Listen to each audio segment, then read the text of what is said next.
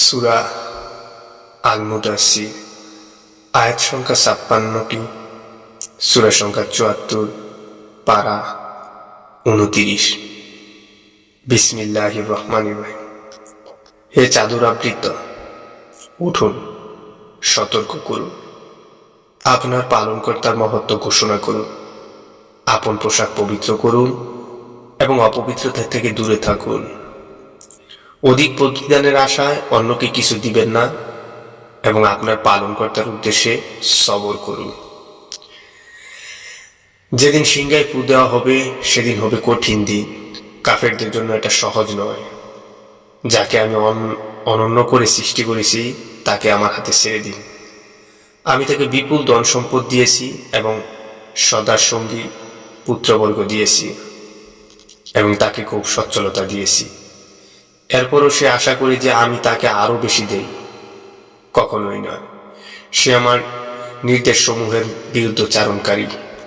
আমি সত্যই তাকে শাস্তির পাহাড়ে আরোহণ করাবো। সে চিন্তা করেছে এবং মনস্থির করেছে, ধ্বংস হোক সে।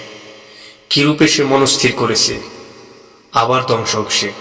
কিরূপে সে মনস্থির করেছে, সে আবার দৃষ্টিপাত করেছে। অতঃপর সে ভ্রূকুঞ্চিত করেছে ও মুখ বিকৃত করেছে। অতঃপর পৃষ্ঠ প্রদর্শন করেছে ও অহংকার করেছে। এরপর বলেছে, এত লোক পরস্পরায় প্রাপ্ত জাদু বই নয়, এত মানুষের উক্তি বই নয়। আমি তাকে দাখিল করব অগ্নিতে।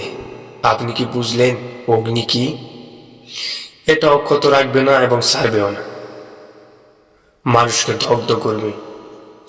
এরপর নিয়োজিত আছে ১৯। আমি জাহান্নামের তত্ত্বাবধায়ক ফেরেশতাই রেখেছি।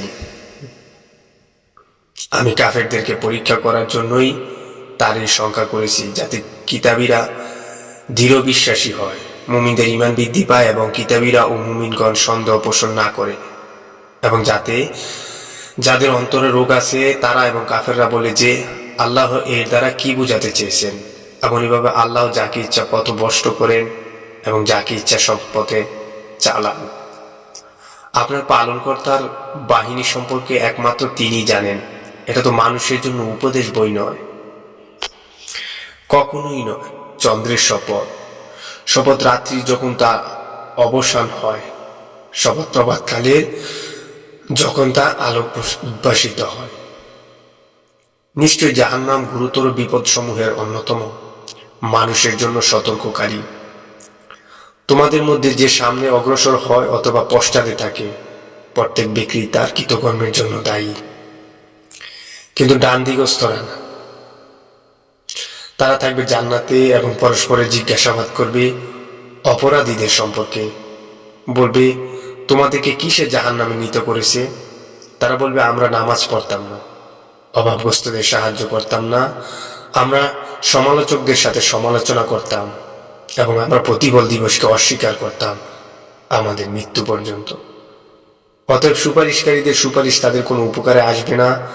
তাদের কি হলো যে তারা উপদেশ থেকে মুখ ফিরিয়ে নিয়েছে, যেন তারা ইতস্তত বিক্ষিপ্ত গর্ত, হট্টগোলের কারণে পলায়নপ্রুপ।